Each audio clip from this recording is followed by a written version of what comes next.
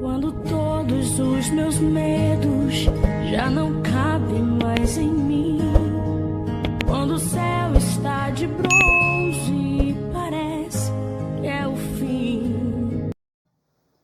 Evangelho de Jesus Cristo segundo Mateus, capítulo 11, versículo de 22 a 36. Logo em seguida, Jesus mandou que os discípulos entrassem no barco e fossem adiante dele para o outro lado do mar, enquanto ele despediria as multidões. Depois de despedi-las, subiu a montanha a sós para orar. Anoiteceu e Jesus continuava lá sozinho.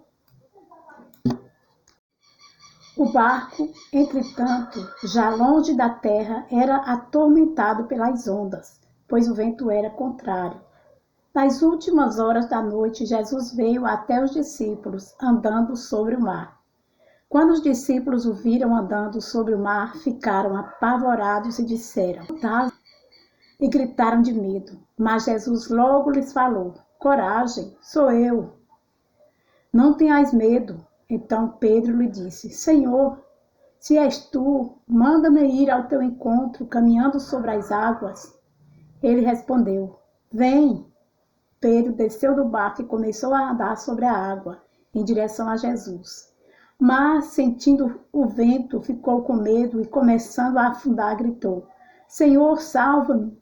Jesus logo estendeu a mão, segurou-o e lhe disse: Homem de pouca fé, por que duvidaste? Assim que subiram no barco, o vento cessou. Os que estavam no barco ajoelharam-se diante dele, dizendo: verdadeiramente tu és o Filho de Deus. Após a travessia, aportaram em Genesaré. Os habitantes daquele lugar reconheceram Jesus e espalharam a notícia por toda a região. Então levaram a ele todos os doentes. Suplicavam que pudessem ao menos tocar a franja do seu manto, e todos os que tocaram ficaram curados. Palavra da salvação. Hoje não veremos Jesus a dormir na barca enquanto esta se afunda, nem acalmando a tempestade com uma sobra de interpelação. Suscitamos assim a admiração dos discípulos, mas a ação de hoje não é menos desconcertante, tanto para os primeiros discípulos como para nós. Jesus tinha mandado os discípulos subir para a barca e ir para a outra margem. Tinham despedido todos depois de saciar a multidão faminta, e ele tinha permanecido sozinho na montanha, profundamente concentrado em oração.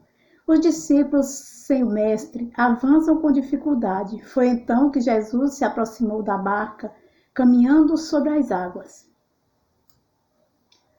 Como acontece com pessoas normais e sensatas, os discípulos assustaram-se ao vê-lo. Os homens não costumam caminhar sobre a água e, portanto, deviam estar a ver um fantasma.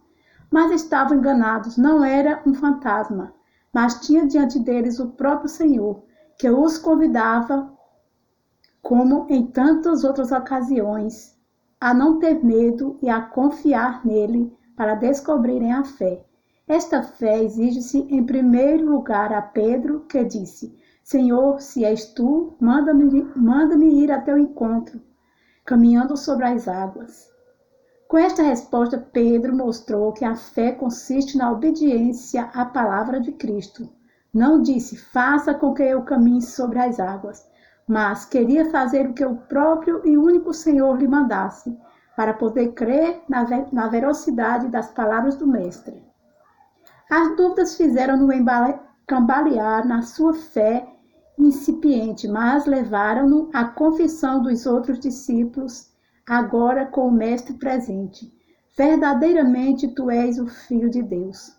O grupo daqueles que já eram apóstolos, mas que ainda não acreditavam, depois de verem que as águas se moviam sob os pés do Senhor e que mesmo no movimento agitado das ondas, os passos do Senhor eram seguros, acreditaram que Jesus era o verdadeiro Filho de Deus, confessando-o como tal.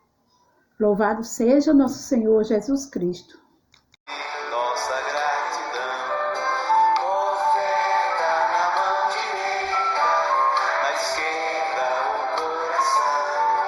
A ti, ó Senhor da vida,